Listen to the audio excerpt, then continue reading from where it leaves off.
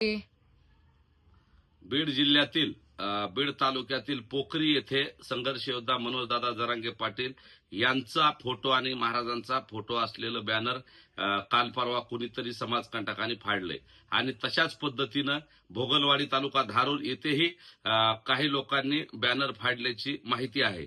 तर माझं दोन्ही बाजूच्या लोकांना आव्हान आहे, कुणी कुणाचे बॅनर फाडू नका। एकमेकांचं आपलं लोकशाही आहे, लोकशाहीतलं एकमेकाचा वैचारिक आपला मतभेद असले पाहिजे। कुणीही वैयक्तिक वादावर येऊ नये, जिल्ह्यातलं सामाजिक शांततेचं वातावरण बिघडू नये आणि जे कुणी असं करतायत त्यांना तात्काळ अटक केली पाहिजे। महापुरुषांचे फोटो असलेले सन्माननीय नेत्यांचे फोटो असलेले बॅनर कुणी फाडू नयेत।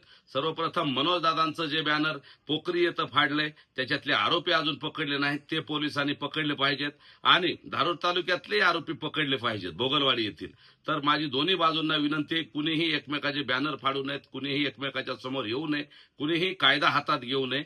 कायदा आणि सुव्यवस्था अबाधित राहिली पाहिजे आणि आपण एकमेकांच्या जिल्ह्यातलं वातावरण जातीतला जे सामाजिक सलोखा आहे तो कायम ठेवला पाहिजे।